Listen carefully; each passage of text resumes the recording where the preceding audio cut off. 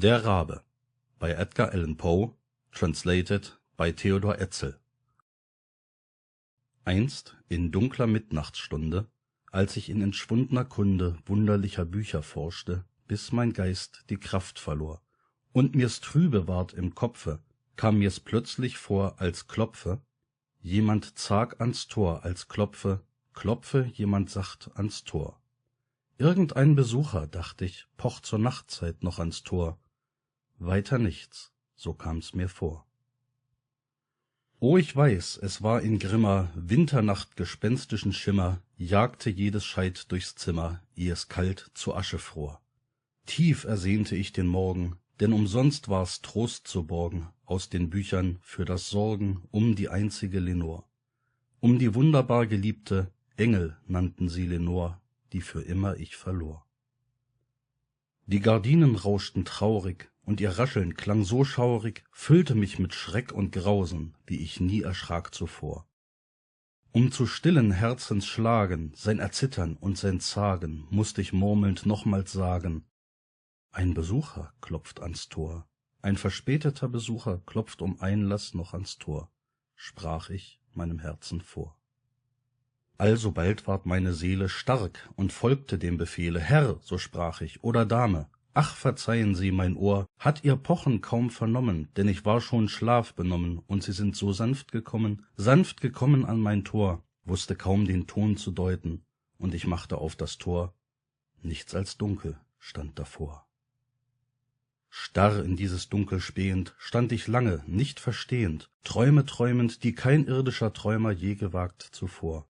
Doch es herrschte ungebrochen Schweigen, aus dem Dunkel krochen keine Zeichen, und gesprochen ward nur zart das Wort Lenor. Zart von mir gehaucht wie Echo, flog zurück das Wort Lenor. Nichts als dies vernahm mein Ohr.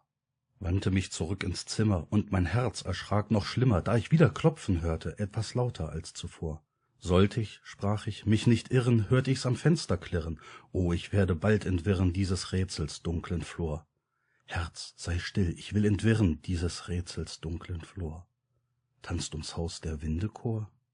Hastig stieß ich auf die Schalter, flatternd kam herein ein alter, stattlich großer schwarzer Rabe, wie aus heilger Zeit hervor. Machte keinerlei Verbeugung, nicht die kleinste Dankbezeigung, flog mit edelmännischer Neigung zu dem Pallaskopf empor. Gerade über meiner Türe auf den Pallaskopf empor saß, und still war's wie zuvor. Doch das wichtige Gebaren dieses schwarzen Sonderbaren löste meines Geistes Trauer, und ich schalt ihn mit Humor. Alter, schäbig und geschoren, sprich, was hast du hier verloren? Niemand hat dich herbeschworen aus dem Land der Nacht hervor. Tu mir kund, wie heißt du, Stolzer, aus plutonischem Land hervor? Sprach der Rabe: Nie, du Tor. Dass er sprach so klar verständlich, ich erstaunte drob unendlich, kam die Antwort mir auch wenig sinnvoll und erklärend vor. Denn noch nie war dies geschehen, über einer Türe stehen hat wohl keiner noch gesehen solchen Vogel je zuvor. Über seiner Stubentüre auf der Büste je zuvor, mit dem Namen Nie, du Tor. Doch ich hört in seinem Krächzen seine ganze Seele ächzen, war auch kurz sein Wort und brachte er auch nichts als dieses vor. Unbeweglich sah er nieder, rührte Kopf nicht, noch Gefieder, und ich murrte murmelnd wieder, wie ich Freund und Trost verlor.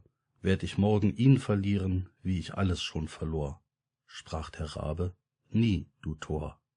Seine schroff gesprochenen Laute klangen passend, dass mir graute, aber, sprach ich, nein, er plappert nur sein einzig Können vor, dass er seinem Herrn entlauschte, dessen Pfad ein Unstern rauschte, bis er letzten Mut vertauschte gegen trüber Liederchor, bis er trostlos Trauer klagte in verstörter Liederchor, mit dem Kehrreim Nie, du Tor. Da der Rabe das bedrückte Herz zu lächeln mir berückte, rollte ich den Polsterstuhl zu Büste, Tür und Vogel vor. Sank im Samtsitz nachzusinnen, Traum mit Träumen zu verspinnen, über solchen Tiers beginnen, was es wohl gewollt zuvor. Was der alte ungestalte Vogel wohl gewollt zuvor, mit dem Krächzen Nie, du Tor. Saß der Seele brandbeschwichtend, keine Silbe an ihn richtend, seine Feueraugen wühlten mir das Innerste empor.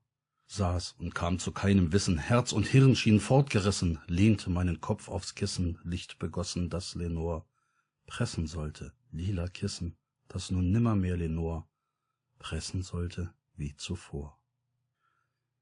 Dann durchrann, so schien's die schale Luft, ein Duft aus Weihrauchschale. Edler Engel, deren Schreiten rings vom Teppich klang empor. Narr, so schrie ich, Gott bescherte dir durch Engel das begehrte Glück vergessen, das entbehrte Ruhen, Ruhen vor Lenor. Trink, oh trink das Glück vergessen der verlorenen Lenor. Sprach der Rabe, nie, du Tor. Weiser, rief ich, sonder Zweifel, weiser, ob nun Tier, ob Teufel, ob dich Höllending die Hölle oder Wetterwarfer vor.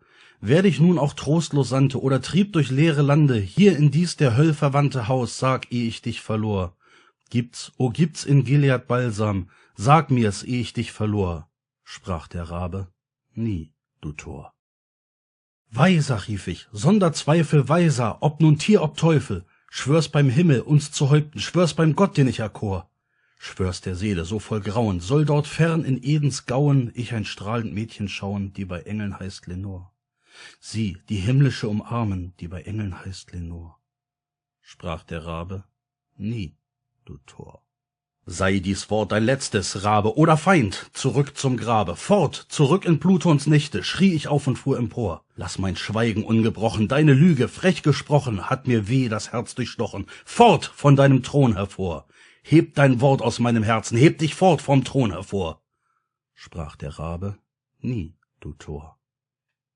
Und der Rabe rührt sich nimmer, sitzt noch immer auf der blassen Pallasbüste, die er sich zum Thron erkor.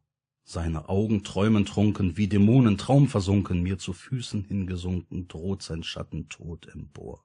Hebt aus Schatten meine Seele, je sich wieder frei empor. Nimmermehr, o nie, du Tor.